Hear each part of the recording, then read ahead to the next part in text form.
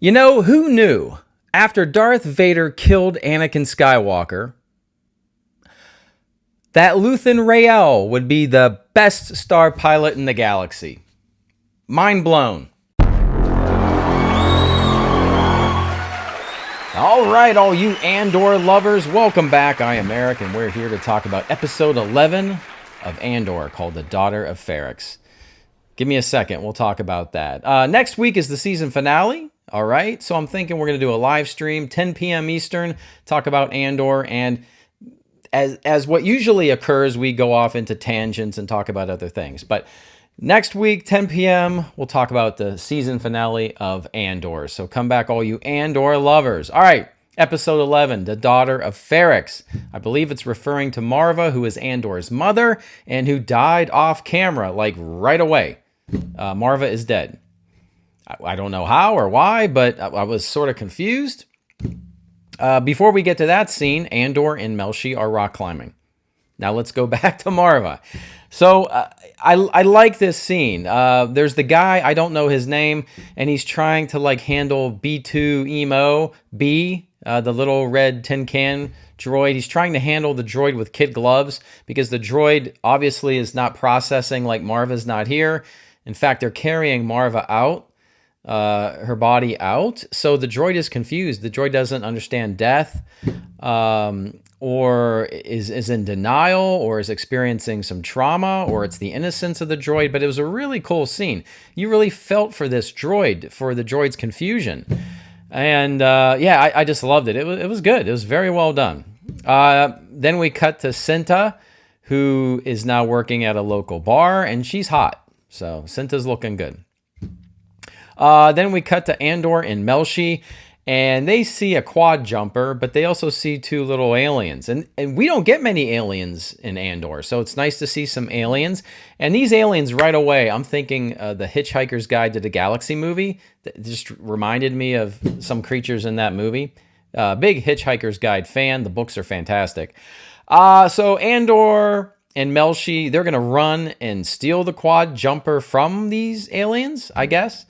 And as they're running to the ship, there's like a Spider-Man mine ready to go off, and they trip the mine and shoots like Spider-Man webs at them, and they get like all wrapped up like Spider-Man villains do. So there you go. And then we cut to Deidre, right? And she's rocking that stink face, Major Stink Face. Is that her name? Major Stink Face. Yeah. So anyway.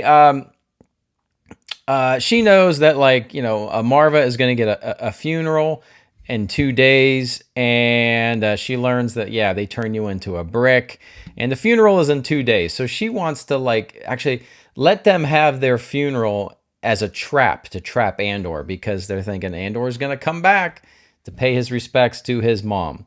All right, and then we go back to Narkina 5. And are these the Narkinians? Are they native to Narkina 5? I guess they could be. And they are mad at Andor and Melshi, the prisoners. And they call them like squiggles, right? Squigglies. And they claim that the squigglies are killing the water. So, yeah, I mean, they're all about, you know, I don't know, the environment. I mean, I guess the Narkinians would make Greta Thunberg very happy. All right, now that I think about it, I'm not sure anything would make Greta Thunberg happy, but what do I know? Let's talk about the Narkinians some more. So, a very fun scene. I like the way they talk and their weird talk. I don't know. It's Yoda talks weird, Jar Jar talks weird, and now we got the Narkinians talking their weird talk. But I like it. It's cool. It's fun. They forgive Andor and Melshi rather quickly after Andor says he wants to go to the beach world. So maybe they're fans of the beach. I don't know. The aliens forgive them. They all hop into the quad jumper together. Do they? And they just fly off. So there you go. Not much of a conflict. Then we cut to Vel going to Luthen's shop. Luthen's not there. Clea's there. Clea wants to continue to talk, double talk, spy cover talk. And Vel's not having it. And Vel's getting mad. Clea's getting mad. I thought there was going to be a cat fight. And Vel asks her, "What have you done lately for the cause?"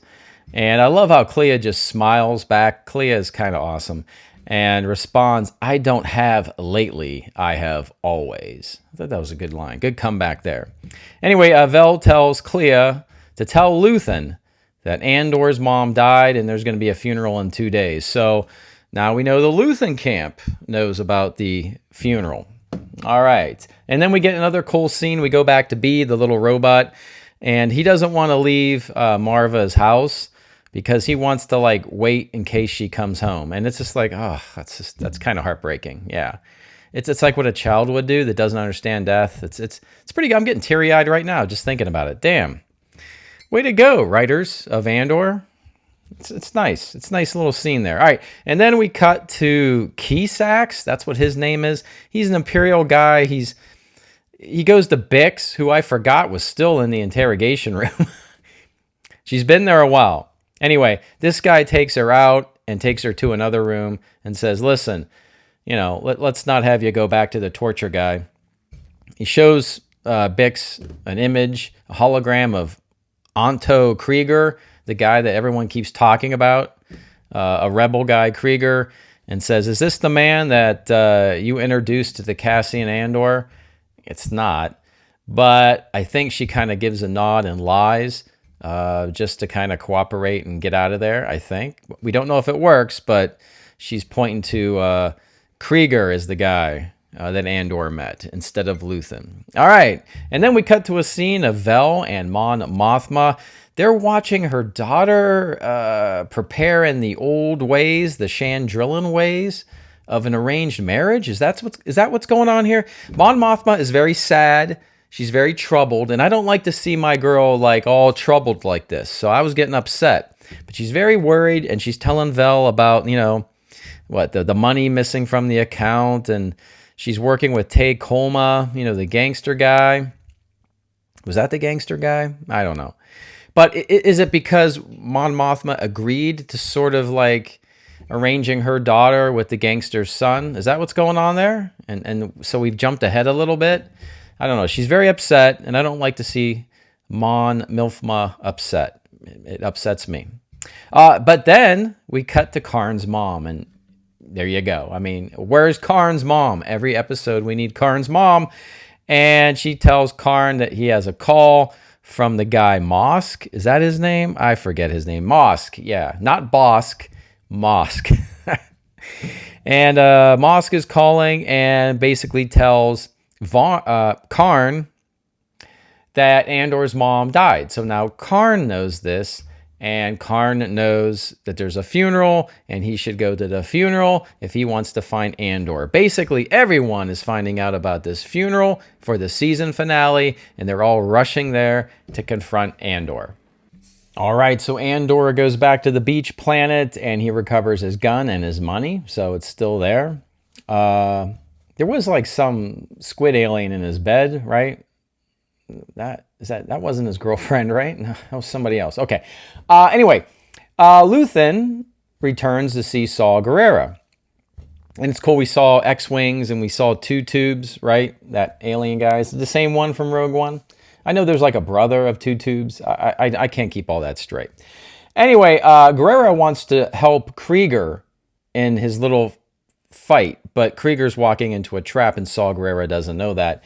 Luthen knows that. So first Luthen tries to, dissuade Saw Gerrera from joining Krieger, and then Luthen just comes right out with it and says, Krieger's walking into a trap. And then Saw Gerrera is paranoid enough. We know this. He's a paranoid guy. And he's like, whoa, how do you know this? Are you Imperial or what? Are you coming to kill me? I don't know what he said. But he's getting all paranoid. And basically Luthen doesn't play around. So Saw Gerrera accuses Luthen of having spies everywhere. Even you have spies here. You're spying on me, says Saw Gerrera. And Luthen kind of rolls with it and goes, yeah, Two Tubes here is a spy of mine. And Two Tubes gets all mad. I kind of like that. That's the most emotion we've seen out of Two Tubes. He's getting all upset. And then Luthen just pulls the gun on Saw Gerrera. That's pretty cool. And then Gerrera says, you're not getting out of here alive. And Luthen don't care. Luthen's a badass. He doesn't care about any of these people. And basically things settle down and he's like, listen, it's up to you, Saw. It's your call. You want to let Krieger know, fine, and then we'll give up, my mole will be in trouble. Or, it's 30 men, right? That's what he was saying. It was Krieger and 30 men. And basically Saul agrees that it's for the greater good, or as Saul says, it's call it war, right? So I like that scene. That's good. I like these two characters. I like Luthen and Saul Gerrera, so it's cool to see them kind of go at it like that. And yeah. All right, and then we have Clea talking to Luthen. Luthen is in his ship, and they're talking in that code, which I like, that double talk. And things get jammed, and an Imperial patrol stops Luthen's ship. It's an Arrestor class. It's not a Star Destroyer. Think of it like a little mini Star Destroyer. I really like the design, and all the ships here, just in the upper atmosphere of this planet, everything looks great. It's beautiful. I'm trying to think, what is it about these visual effects that looks so much better than anything in the Star Wars sequels? Like, it's gorgeous. Just everything looks so good, so real. Anyway, this Imperial ship is like, give us your codes. And then I love how Luthen's stalling the Imperials, not like, Poe did with mom jokes, right? What was that? The Last Jedi? I can't keep them straight, but it was actually cool this time, like how Luthen is trying to stall him, and they get the tractor beam on Luthen's ship, and you're like, what's Luthen doing? And the tension is rising, but Luthen is like charging countermeasures, right? So we have to wait for the charge to get just right. The Imperials are growing very impatient. They make their last threat, and then Luthen activates the countermeasures, even though he's caught in the tractor beam. And the countermeasures are like these, like, I don't know what the hell's going on there. It's like bullets, right? It was like all these, like, it wasn't lasers, but like space bullets, and it just shreds the tractor beam dish. It just looked amazing. It looked so cool. And I loved the Imperial, like, guy in charge during this entire scene, because he's just playing it very, he's like, has a straight face, but you can sense the emotion and the frustration and the shock behind that straight face. Very cool. Anyway, the little mini Star Destroyer sends out TIE fighters. Got a couple TIE fighters. We have a TIE bomber. Not sure why he sent out a TIE bomber, but nice to see a TIE bomber. Again, everything looks cool. And this is when Luthen just goes to work on these TIE fighters. I don't know how he's doing it with his little gun up there, but he's just taking out all the TIE fighters. Again, it looks really cool. It's really fun.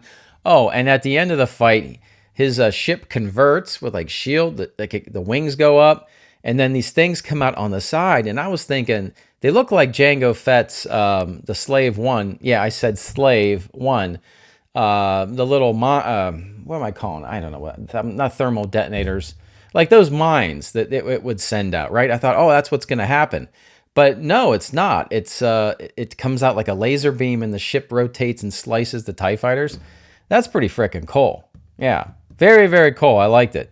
Those lasers were like the lasers on the gunships that the clone troopers had, right? In Attack of the Clones, in a way. It's just not like a laser beam. It's like a laser that stays. Very cool. I liked it. Anyway, he spun, takes care of all the TIE fighters. Easy peasy. And Luthen is the best pilot in the galaxy. And then he jumps out, gets into hyperspace and gets out of there. All right, and this episode ends with Andor calling home from a payphone on the beach planet, calling and getting Zan. And Zan tells Andor that his mom died. And Andor knows what he has to do, right? He's got to go home, go to Ferrix for his mom's funeral. And then the episode ends with Melshi telling Andor that, hey, I think we should break up. This isn't working out for me. And Andor doesn't seem very upset about that. He's focused on his mom. Enter the emotional string of music, and that's it. And I gotta tell you, I have a spoiler theory. I don't know this to be true, but there's something in my head while I'm talking about this episode here and thinking about it. I have a spoiler theory. Might not be true. So if you don't want to hear my theory, please leave now, but come back next week, all right? Thanks for watching, and come back next week. If you're still with me, what if Marva isn't dead? What if Marva, wanting to be that rebel she was talking about, is faking her death? We never saw the body. The droid is confused. What if she's faking her death, knowing all these people after Andor are going to come to the funeral, and it's a trap for everyone that's after Andor? That would be cool, right?